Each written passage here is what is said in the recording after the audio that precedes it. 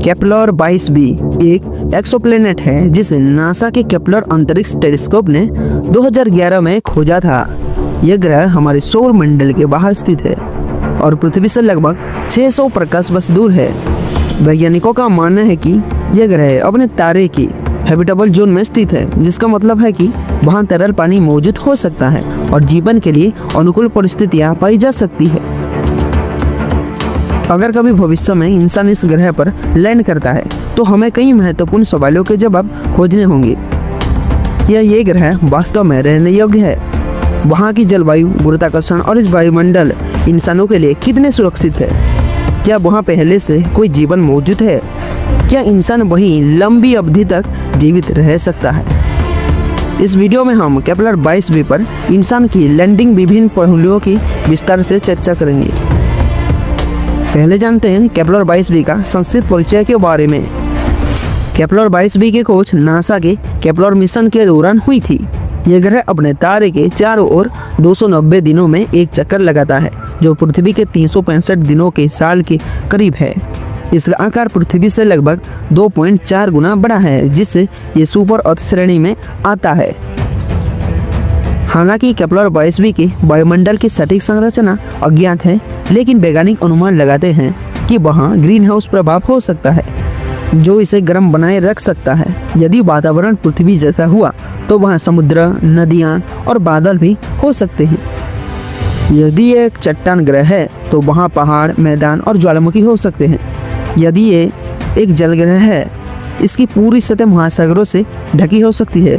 यदि इसका वातावरण गैसीय है तो यह बृहस्पति या नेपच्यून जैसा हो सकता है, जहां ठोस सतह नहीं होगी। अब जानते हैं इंसान की लैंडिंग के संभावित परिणाम।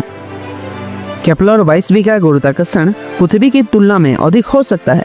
यदि ये पृथ्वी के गुरुत्वाकर्षण का 1.5 से 2 गुना हुआ तो इंसान को वहां चलने, उठने, बैठने और सामान्य कार्य करने में कठिनाई होगी। हड्डियां और मांसपेशियां ज्यादा भार सहन नहीं कर पाएगी, जिससे स्वास्थ्य संबंधी समस्याएं हो सकती है। अगर वहाँ का वायुमंडल पृथ्वी जैसा हुआ तो इंसान आसानी से सांस ले सकता है, लेकिन अगर वहाँ अधिक कार्बन डाइऑक्साइड, मीथेन, अमोनिया या अन्य विषैले गैसें हुई तो वहाँ बिना स्पेस सूट के रहना असंभव होगा।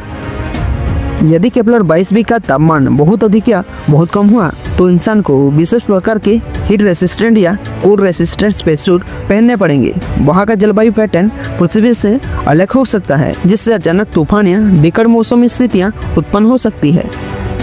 अगर इस ग्रह पर तरल पानी मिला तो ये इंसान के लिए सबसे अच्छी खबर होगी। हालांकि पानी की संरचना में ऐसे रसायन भी हो सकते हैं जो मनुष्य के लिए हानिकारक हो।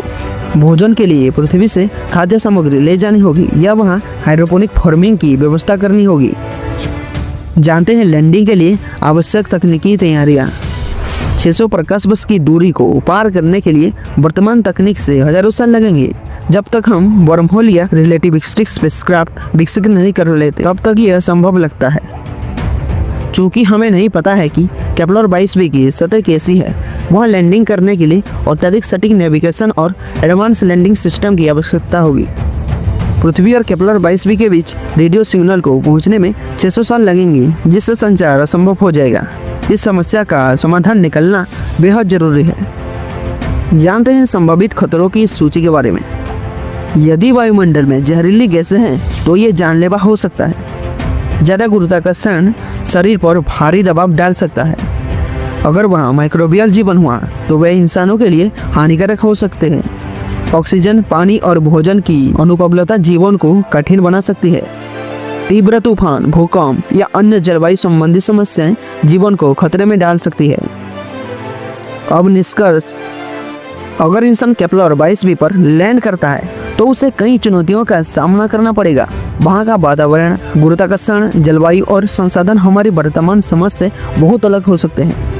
लेकिन यदि हम सही तकनीक विकसित कर लेते हैं तो यह हमारे लिए एक नए घर की खोज की शुरुआत हो सकती है। हालांकि जब तक हम अंतरिक्ष यात्रा में बड़ी छलांग नहीं लगाते तब तक केपलर 22b पर इंसान का पहुंचना एक सपना ही रहेगा। लेकिन वैज्ञानिक खोज और नए आविष्कार हमें इस सपने के करीब ला सकते हैं। तो दोस्तों, आपको क्या लगता है? कमेंट करके ज़रूर बताइए। अगर आपको ये वीडियो पसंद है तो वीडियो को लाइक कीजिए और चैनल को सब्सक्राइब कीजिए। मिलते हैं अगले वीडियो में।